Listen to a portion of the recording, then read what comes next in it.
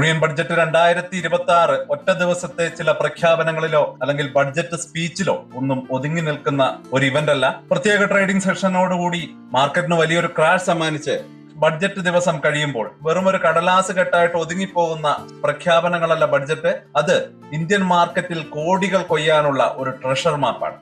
പലരും സാധാരണ വാർത്തകളിൽ മാത്രം ഒതുങ്ങി നിൽക്കുമ്പോൾ ചില പ്രത്യേക സെക്ടറുകൾ മാർക്കറ്റിനെ മാറ്റിമറിക്കാൻ പാകത്തിന് പവർഫുൾ ആയി കഴിഞ്ഞു. ടെക്നോളജി, ഡിഫൻസ്, ഇൻഫ്ര തുടങ്ങിയ മേഖലകളിലേക്ക് സർക്കാർ ചരിത്രത്തിലെ വലിയ തുകയാണ് വകയിരുത്തിയിരിക്കുന്നത്. ആ പണത്തിന്റെ ഒഴുക്ക് നിങ്ങൾ ഫോളോ ചെയ്താൽ ഇന്ത്യൻ മാർക്കറ്റിലെ അടുത്ത കിരീടം വെക്കാത്ത രാജാക്കന്മാരെ നിങ്ങൾക്ക് എളുപ്പത്തിൽ കണ്ടെത്താനാവും. ബഡ്ജറ്റ് പ്രസംഗത്തിന് ശേഷം ഫ്യൂച്ചറിലെ മാർക്കറ്റിലെ പൊട്ടൻഷ്യൽ സെക്ടറുകളെ അവഗണിക്കാറാണ് പതിവ്. ആ ഒരു ഇവന്റ് കഴിഞ്ഞു, ഇനി അടുത്ത ഇവന്റിനായിട്ട് കാത്തിരിക്കാം എന്നാണ് പല റീറ്റെയിൽ ഇൻവെസ്റ്റേഴ്സും ചിന്തിക്കാറ്. ആ ബഡ്ജറ്റിന്റെ effect throughout the year നിലനിൽക്കുന്നുണ്ട് എന്നുള്ളതാണ്. അത് കൃത്യമായിട്ട് പഠിക്കാനും ആ രീതിയിലുള്ള സ്റ്റോക്കുകൾ സെലക്ട് ചെയ്യാനും കൃത്യമായിട്ട് ഇൻവെസ്റ്റ് ചെയ്യാനും കഴിഞ്ഞാൽ നല്ല രീതിയിലുള്ള ഒരു ബെനിഫിറ്റ് ഈ ഒരു ബഡ്ജറ്റിൽ നിന്ന് നമുക്ക് ഉണ്ടാക്കിയെടുക്കാൻ കഴിയും. ഏതൊക്കെ സെക്ടറുകളാണ് അതിവേഗം കുതിക്കാൻ പോകുന്നത്, ഏതൊക്കെ കമ്പനികളാണ് ആ കുതിപ്പിൽ നിന്ന് ലാഭം കൊയ്യാൻ പോകുന്നത്, ഈ ബഡ്ജറ്റ് കൃത്യമായിട്ട് ഏതാണ്ട് പറഞ്ഞു വെക്കുന്നുണ്ട്. പലതരത്തിലുള്ള രാഷ്ട്രീയ ചർച്ചകളോ അല്ലെന്നുണ്ടെങ്കിൽ പ്രാദേശികമായിട്ടുള്ള കൺഫ്യൂഷൻസോ ഒക്കെ ഉണ്ടാവുന്ന ഒരു സമയമാണ്. പക്ഷെ ഇൻവെസ്റ്റർ എന്ന നിലയിൽ നമുക്ക് അതിൽ നിന്നൊക്കെ മാറി ഈ ബഡ്ജറ്റിൽ നിന്ന് ഏറ്റവും വലിയ നേട്ടം ഉണ്ടാക്കാൻ പോകുന്ന 5 മാർക്കറ്റ് കിങ് സെക്ടറുകളെ പറ്റിയാണ് ഞാൻ വിശദീകരിക്കുന്നത്. ഗവൺമെന്റിന്റെ പോളിസികളെയും കമ്പനികളെയും കണക്ട് ചെയ്ത് ഈ ഒരു മാപ്പ് എങ്ങനെ വലിയ സാമ്പത്തിക നേട്ടത്തിലേക്ക് നിങ്ങളെ നയിക്കുമെന്ന് നമുക്ക് മനസ്സിലാക്കിയെടുക്കാം. ഇതിലൊരു സെക്ടറിൽ യഥാർത്ഥ വളർച്ചയുടെ ആ ഒരു സ്റ്റോറി ഇപ്പൊ സ്റ്റാർട്ട് ചെയ്യുന്നതേ ഉള്ളൂ. അപ്പൊ അങ്ങനെയൊക്കെയുള്ള പലതരത്തിലുള്ള സെക്ടറുകൾ നമുക്ക് സെലക്ട് ചെയ്തെടുക്കേണ്ടതുണ്ട്. അതിനുശേഷം നമുക്ക് സ്റ്റോക്കുകളിലേക്ക് പോകേണ്ടതുണ്ട്. ശരി, നമുക്ക് വിഷയത്തിലേക്ക് കടക്കാം. Welcome to the eye opener video of Dhanam smart savings and investment solutions. അപ്പോൾ എന്താണ് 2026-27 കേന്ദ്ര ബഡ്ജറ്റിനെ ഇത്ര സ്പെഷ്യൽ ആക്കുന്നത്? ഒറ്റ വാക്കിൽ പറയാം, ക്യാപെക്സ് എല്ലാവരും സംസാരിക്കുന്ന പ്രധാന വാക്കാണ്. 12.2 ലക്ഷം കോടിയുടെ റെക്കോർഡ് ക്യാപിറ്റൽ എക്സ്പെൻഡിച്ചർ ആണ് ഈ വർഷം പ്രഖ്യാപിച്ചിരിക്കുന്നത്. ഇത് വെറും ഒരു സംഖ്യയല്ല, പുതിയ ഒരു ഇന്ത്യയെ കെട്ടിപ്പടുക്കാൻ ലക്ഷ്യമിട്ട് സർക്കാർ പണം മുടക്കുന്ന ഒരു ഗ്രാൻഡ് പ്ലാനിന്റെ പ്രഖ്യാപനമാണ്. ഒരു ദശാബ്ദം മുമ്പ് തന്നെ 2 ലക്ഷം കോടിയിൽ താഴെയായിരുന്ന സ്ഥാനത്ത് നിന്ന് പബ്ലിക് ക്യാപ്സ് ഈ ഒരു വമ്പൻ കുതിച്ചുചാട്ടത്തോടെ 12.2 ലക്ഷം എന്ന ഒരു വലിയ സംഖ്യയിലേക്ക് എത്തി നിൽക്കുകയാണ്. എന്നാൽ ഈ ബഡ്ജറ്റ് അങ്ങനെ ലക്ഷ്യബോധമില്ലാതെ, ദിശാബോധമില്ലാതെ പണം വാരിയെറിയുന്ന ഒരു ബഡ്ജറ്റായിട്ട് കണക്കാക്കേണ്ടതില്ല. ഇതൊരു ടാർഗറ്റഡ് സ്ട്രാറ്റജിക് നീക്കമാണ്. ഹൈ ഗ്രോത്ത് പൊട്ടൻഷ്യൽ ഉള്ള സെക്ടറുകളിൽ വേൾഡ് ക്ലാസ് കമ്പനികളെ ഉണ്ടാക്കിയെടുക്കാൻ കൃത്യമായിട്ടുള്ള പോളിസി മാറ്റങ്ങൾ ഈ ബഡ്ജറ്റ് കൊണ്ടുവരുന്നുണ്ട്. ദീർഘകാല ടാക്സ് ഇളവുകൾ മുതൽ ഇന്ത്യൻ ബിസിനസ്സുകളെ വർഷങ്ങളായിട്ട് പിന്നോട്ട് വലിക്കുന്ന നിയമക്കുരുക്കുകൾ അഴിച്ചു മാറ്റുന്നത് വരെ ബഡ്ജറ്റിൽ അഡ്രസ് ചെയ്തിട്ടുണ്ട്. അപ്പോൾ ഇതിലൊരു സന്ദേശം വളരെ വ്യക്തമാണ്. ഗവൺമെന്റ് ഇപ്പോൾ ഒരു റെഗുലേറ്റർ മാത്രമല്ല, ഗ്രോത്ത് എനേബിൾ ചെയ്യുന്ന ഒരു കാറ്റലിസ്റ്റ് ആയിട്ട് മാറിയിരിക്കുകയാണ്. അപ്പൊ അവിടെയാണ് നമ്മുടെ യഥാർത്ഥ അവസരം ഒളിഞ്ഞിരിക്കുന്നത്. ഈ പണവും പോളിസി സപ്പോർട്ടും എവിടേക്കാണ് ഒഴുകിയെത്തുന്നതെന്ന് മനസ്സിലാക്കുന്നതിലൂടെ അതത് ഇൻഡസ്ട്രികളിലെ പുതിയ കിങ്സ് ആകാൻ പോകുന്ന കമ്പനികളെ കണ്ടെത്തുക എന്നുള്ളതാണ്. അപ്പൊ നമുക്ക് നമ്മുടെ ആദ്യത്തെ കിങ് ഡിജിറ്റൽ ലോകത്ത് ഫൗണ്ടേഷൻ ഇടുന്നവരാണ് ക്ലൗഡ് ആൻഡ് ഡാറ്റയുടെ രാജാക്കന്മാർ. ഞാൻ സംസാരിക്കുന്നത് ഗ്ലോബൽ ഭീമന്മാരായിട്ടുള്ള ഡാറ്റാ സെന്റർ ഓപ്പറേറ്റർമാരെ കുറിച്ചാണ്. വർഷങ്ങളായിട്ട് ഇന്ത്യ ഒരു വലിയ ഡാറ്റ ഉപഭോക്താവാണ്. എന്നാൽ ഇവിടെ സ്റ്റോർ ചെയ്യാനുള്ള ഇൻഫ്രാസ്ട്രക്ചർ പല തടസ്സങ്ങളും നേരിട്ടിരുന്നു. ഈ ബഡ്ജറ്റിൽ ആ നിയമങ്ങൾ പതിയെ മാറ്റി എഴുതുകയാണ്. ഇതിലൊരു കീ ഡ്രൈവർ ആൻഡ് ഹിസ്റ്റോറിക് പ്രഖ്യാപനമാണ് വന്നിരിക്കുന്നത്. വിദേശ ക്ലൗഡ് കമ്പനികൾക്ക് 2047 വരെ ടാക്സ് എക്സംഷൻ. എന്നാൽ ഒരു ക്രിട്ടിക്കൽ കണ്ടീഷൻ ഉണ്ട്. അവരുടെ ഗ്ലോബൽ കസ്റ്റമേഴ്സിന് ഇന്ത്യയിൽ സ്ഥാപിച്ച ഡാറ്റാ സെന്ററുകളിൽ നിന്ന് സേവനം നൽകണം. ഈ ഡീൽ കൂടുതൽ അട്രാക്റ്റീവ് ആക്കാൻ ഡാറ്റാ സെന്റർ പ്രൊവൈഡർമാർക്ക് ചെലവുകൾക്ക് 15% സേഫ് ഹാർബർ മാർജിനും ബഡ്ജറ്റ് നൽകുന്നു. അപ്പോൾ എന്തുകൊണ്ടാണ് ഈ ഒരു പ്രഖ്യാപനം വലിയൊരു ഗെയിം ചേഞ്ചർ ആവുന്നത് നമുക്ക് മനസ്സിലാക്കിയെടുക്കാം. Amazon web service, Google, Microsoft പോലെയുള്ള വലിയ ഡാറ്റാ ഭീമന്മാർക്ക് ഇന്ത്യയിൽ സേവനം നൽകാൻ മാത്രമല്ല, ഇന്ത്യയെ അവരുടെ ഗ്ലോബൽ ഓപ്പറേഷൻസിന്റെ ഹബ്ബാക്കി മാറ്റാനുള്ള ഒരു ഡയറക്റ്റ് ഇൻവിറ്റേഷൻ ആണ് ഈ ഒരു ബഡ്ജറ്റ് കൊടുത്തിരിക്കുന്നത്. ഈ നീക്കം ടാക്സ് ഇഷ്യൂസ് പൂർണ്ണമായിട്ട് ഇല്ലാതാക്കുകയും ഇന്ത്യയിലെ ഭീമൻ ഡാറ്റാ സെന്ററുകൾ നിർമ്മിക്കുന്നത് അവിശ്വസനീയമാം വിധം ആകർഷിക്കുകയും ചെയ്യുന്നുണ്ട്. ഈ മേഖലയിൽ AI കമ്പ്യൂട്ടിംഗ് ഹബ്ബായിട്ട് ഇന്ത്യയെ മാറ്റാനാണ് സർക്കാർ ലക്ഷ്യമിടുന്നത്. 2000-കളിൽ ഇന്ത്യയുടെ IT സർവീസ് സ്പേസിനെ മാറ്റിമറിച്ച ഇൻസെന്റീവുകളോടാണ് ഫിനാൻഷ്യൽ എക്സ്പേർട്സ് ഈ ഒരു നയത്തെ താരതമ്യം ചെയ്യുന്നത്. അപ്പൊ തീർച്ചയായിട്ടും ഈ ഒരു മേഖലയിലുള്ള സ്റ്റോക്കുകളെ പറ്റിയും അതുപോലെ തന്നെ ഇതിൽ നിന്ന് ഇൻഡയറക്റ്റ് ആയിട്ട് ബെനിഫിറ്റ് കിട്ടുന്ന കമ്പനികളെ പറ്റിയും ഒക്കെ നമുക്ക് മനസ്സിലാക്കാനുണ്ട്. ഫസ്റ്റ് ഫിൽട്ടറിംഗിൽ നമ്മൾ സെക്ടറുകളെയാണ് മനസ്സിലാക്കുന്നത്. അപ്പൊ തീർച്ചയായിട്ടും വരും വീഡിയോകളിൽ നമുക്ക് ആ ഒരു ഡീറ്റെയിലേക്ക് പോകാം. അപ്പൊ ഇനി നമുക്ക് രണ്ടാമത്തെ സെക്ടറിലേക്ക് കടക്കാം. നമ്മുടെ ഒരു ഫെമിലിയർ മുഖമാണ്, എന്നാൽ എക്സ്ട്രാ ഓർഡിനറി അപ്ഗ്രേഡ് ലഭിച്ച IT സേവന മേഖലയിലെ കോഡ് കിങ്സ് ആണ് TCS, ഇൻഫോസിസ്, HCL ടെക് പോലെയുള്ള കമ്പനികൾ. പതിറ്റാണ്ടുകളായിട്ട് ഇന്ത്യയുടെ IT എക്സ്പോർട്ട് മേഖലയെ ഇവരാണ് നയിക്കുന്നത്. എന്നാൽ അവരെപ്പോഴും ടാക്സ് ഡിപ്പാർട്ട്മെന്റുമായിട്ടുള്ള തർക്കങ്ങളിൽപ്പെട്ട് വളരെ കൺഫ്യൂസ്ഡ് ആയിട്ട് നിൽക്കുന്ന സാഹചര്യങ്ങൾ ഉണ്ടായിരുന്നു. ആ ഒരു കോംപ്ലക്സിറ്റിയെ ഈ ബഡ്ജറ്റ് ഒറ്റയടിക്ക് ഇല്ലാതാക്കുന്നു. ഇതിലെ ഒരു മാസ്റ്റർ സ്ട്രോക്ക് മറ്റൊന്നാണ്, ഈ ലളിതമായ നിയമത്തിന് യോഗ്യത നേടാനുള്ള ടേൺ ഓവർ ലിമിറ്റ് 300 കോടിയിൽ നിന്ന് 2000 കോടിയായിട്ട് ബഡ്ജറ്റ് ഉയർത്തി വെച്ചിട്ടുണ്ട്. ഇടത്തരം IT കമ്പനികളെയും വലിയ IT കമ്പനികളെയും ഈ ഡിസ്പ്യൂട്ട് ഫ്രീ സോണിലേക്ക് കൊണ്ടുവരുന്നു. അപ്രൂവലുകൾ ഓട്ടോമേറ്റഡ് ആകും. കമ്പനികൾക്ക് ഈ ഒരു സേഫ് ഹാർബർ തുടർച്ചയായിട്ട് 5 വർഷത്തേക്ക് ഉപയോഗിക്കാം. ഇതൊരു വലിയ ഓപ്പറേഷൻ റിലീഫാണ്. ഇത് റവന്യൂ ക്യാഷ് ഫ്ലോയും മെച്ചപ്പെടുത്തും. നികുതി യുദ്ധങ്ങൾക്ക് വേണ്ടി സമയം കളയാതെ ഹൈ വാല്യൂ സേവനങ്ങളിലും ഗ്ലോബൽ ഗ്രോത്തിലും മാത്രം ഫോക്കസ് ചെയ്യാൻ ഈ ഒരു IT ഭീമന്മാരെ സർക്കാർ സഹായിക്കുന്നു എന്ന് തന്നെ വേണം കരുതാൻ. തീർച്ചയായിട്ടും ഈ ഒരു മേഖലയിൽ നമ്മൾ നല്ല രീതിയിൽ ശ്രദ്ധ ചെലുത്തേണ്ടതുണ്ട്. നമ്മൾ സെലക്ട് ചെയ്യാൻ പോകുന്ന സ്റ്റോക്കുകളൊക്കെ ഈ ഒരു ക്യാപിറ്റൽ ലെവലിൽ വരുന്നുണ്ടോ, അല്ലെങ്കിൽ ഏതൊക്കെ കമ്പനികൾക്കാണ് ഈ ഒരു ബെനിഫിറ്റ് ലഭിക്കുന്നത്, ഇതിനെ പറ്റിയൊക്കെ നമ്മൾ കൃത്യമായിട്ട് പഠിക്കേണ്ടതുണ്ട്, മനസ്സിലാക്കേണ്ടതുണ്ട്. തീർച്ചയായിട്ടും ആ ഒരു മേഖലയിലേക്ക് നമുക്ക് വരാം. അടുത്ത സെക്ടറിലേക്ക് പോകുന്നതിന് മുമ്പ് മറ്റൊരു കാര്യം പറയുന്നു. നിങ്ങൾ കാണുന്നത് പോലെ യഥാർത്ഥ ഓപ്പർച്യൂണിറ്റി ബഡ്ജറ്റിന്റെ ഹെഡ്ലൈൻസിലല്ല, അതിന്റെ ഡീറ്റെയിൽസിലാണ് ഒളിഞ്ഞിരിക്കുന്നത് എന്നുള്ളതാണ്. ഈ ഒരു ഡീപ്പ് അനാലിസിസ് നിങ്ങൾക്ക് യൂസ്ഫുൾ ആയിട്ട് തോന്നുന്നുണ്ടെങ്കിൽ ഒരു നിമിഷം ആ ഒരു സബ്സ്ക്രൈബ് ബട്ടൺ ഒന്ന് പ്രസ് ചെയ്തേക്കാം. അതുപോലെ തന്നെ ആ ഒരു ബെല്ലൈക്കൺ കൂടി ഒന്ന് അമർത്തിയേക്കാം. ഓരോ ആഴ്ചയും ഇതുപോലെയുള്ള കോംപ്ലക്സ് ആയിട്ടുള്ള വിഷയങ്ങൾ ഇൻവെസ്റ്റേഴ്സിന് ഉപകാരപ്പെടുന്ന രീതിയിൽ വളരെ സിമ്പിൾ ആയിട്ട് പറഞ്ഞു തരാൻ ഞാൻ ശ്രമിക്കുന്നുണ്ട്. ഇനി നമുക്ക് മൂന്നാമത്തെ ആ ഒരു സെക്ടറിലേക്ക് കടക്കാം.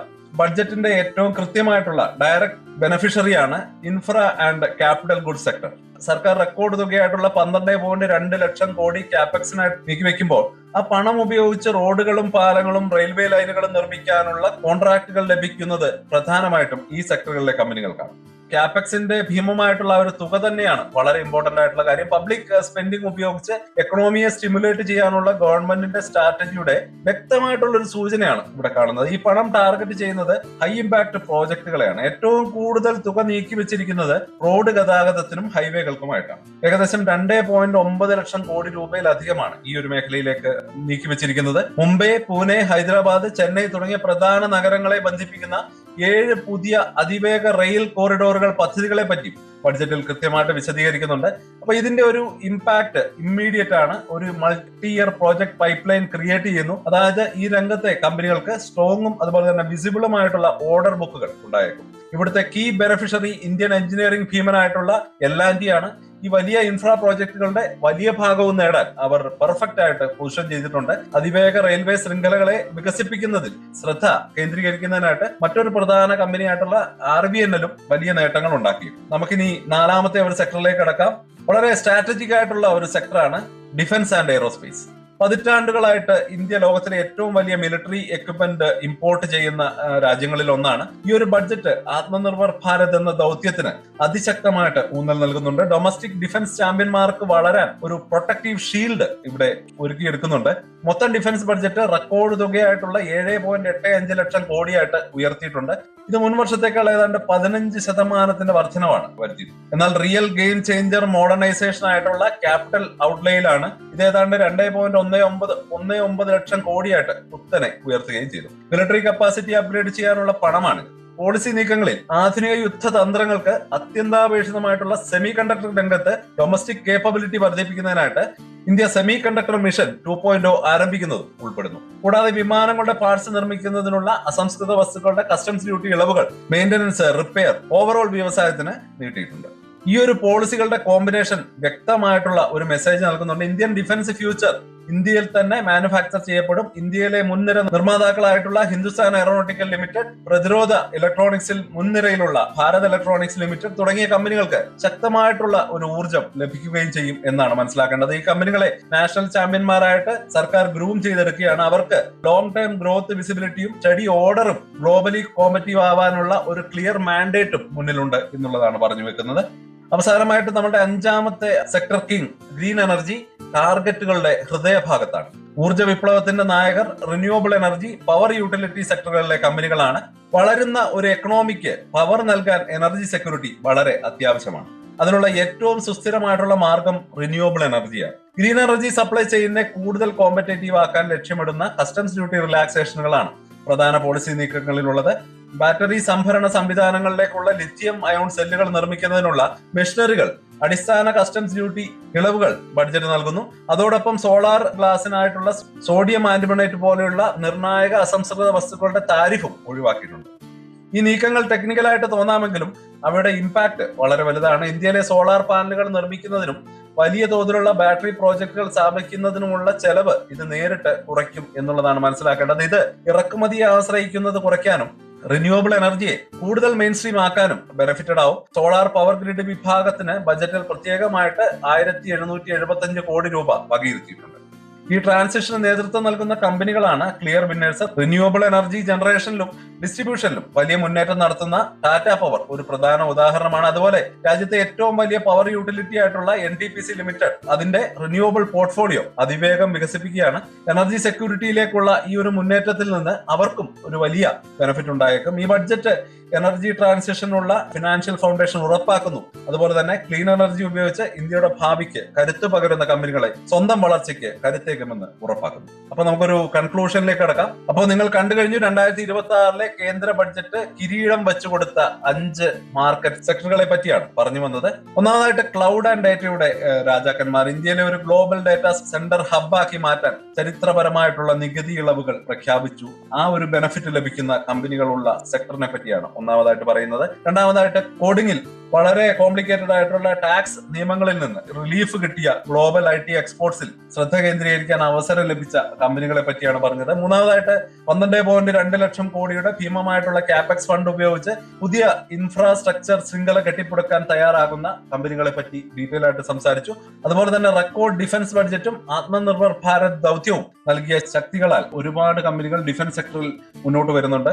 അവസാനമായിട്ട് നല്ല ബെനിഫിറ്റ് ലഭിച്ച റിന്യൂവബിൾ എനർജി സെക്ടറിനെ പറ്റിയും പറഞ്ഞു വെച്ചു. ഈ ബഡ്ജറ്റിൽ ഒരു സാമ്പത്തിക പ്രസ്താവന എന്നതിലുപരി ഒരു സ്ട്രാറ്റജിക് റോഡ് മാപ്പാണ് കാണാൻ കഴിഞ്ഞത്. ഇത് സർക്കാരിന്റെ മുൻഗണനകൾ വളരെ ക്ലാരിറ്റിയോടെ വ്യക്തമാക്കുന്നു. ഇതിനെ വലിയ മൂലധനവും മികച്ച പോളിസികളും കൊണ്ട് സപ്പോർട്ട് ചെയ്യുന്നു. ഈ ഒരു മാപ്പ് പിന്തുടരുന്നതിലൂടെ ഏതൊക്കെ സെക്ടറുകൾക്കാണ് പച്ചക്കൊടി ലഭിച്ചതെന്ന് നിക്ഷേപകർക്ക് വ്യക്തമായിട്ട് മനസ്സിലാക്കാൻ കഴിയും. തീർച്ചയായിട്ടും ഈ ഒരു സെക്ടറുകളിലെ സ്റ്റോക്കുകളെ പറ്റി ഡീറ്റെയിൽ ആയിട്ട് ഇതിന് പുറകെ വരുന്ന വീഡിയോകളിൽ നമുക്ക് അനലൈസ് ചെയ്തു പോകാം. ഇനി നിങ്ങളുടെ അഭിപ്രായം കേൾക്കാൻ എനിക്ക് താല്പര്യമുണ്ട്. ഈ 5 മേഖലകളിൽ ഏതാണ് നിങ്ങളെ ഏറ്റവും കൂടുതൽ എക്സൈറ്റഡ് ആക്കുന്നത്? ഞാൻ വിട്ടുപോയി എന്ന് കരുതുന്ന ഏതെങ്കിലും സെക്ടറുകളുണ്ടോ, കമ്പനികളുണ്ടോ? താഴെ കമന്റുകളായിട്ട് അറിയിക്കുക. അപ്പൊ പുതിയൊരു വീഡിയോ ആയിട്ട് വീണ്ടും വരാം. അതുവരേക്കും ഹാപ്പി ഇൻവെസ്റ്റിംഗ്. സ്റ്റോക്ക് മാർക്കറ്റിലെ ന്യൂസുകളെയും അതുപോലെ തന്നെ അപ്ഡേറ്റുകളെയും ഉൾക്കൊള്ളിച്ചുകൊണ്ടുള്ള ഒരു ഫേസ്ബുക്ക് ഗ്രൂപ്പ് നമുക്കുണ്ട്. ആ ഒരു ഗ്രൂപ്പിന്റെ ലിങ്ക് ഈ വീഡിയോയുടെ ഡിസ്ക്രിപ്ഷനിൽ കൊടുക്കുന്നുണ്ട്. താല്പര്യമുള്ളവർക്ക് ആ ലിങ്കിൽ ക്ലിക്ക് ചെയ്തുകൊണ്ട് ഗ്രൂപ്പിൽ ജോയിൻ ചെയ്യാം. ഏറ്റവും ലേറ്റസ്റ്റ് ആയിട്ടുള്ള ന്യൂസുകൾ നമ്മൾ അതിൽ അപ്ഡേറ്റ് ചെയ്യുന്നുണ്ട്. വളരെ ഇൻഫോർമേറ്റീവ് ആയിരിക്കും. അപ്പൊ ഇത്രയുമാണ് ഇന്നത്തെ വീഡിയോയിൽ ഉൾപ്പെടുത്തിയിരിക്കുന്നത്. പുതിയ ന്യൂസുകളുമായിട്ട് നാളെ വീണ്ടും വരാം. ബൈ.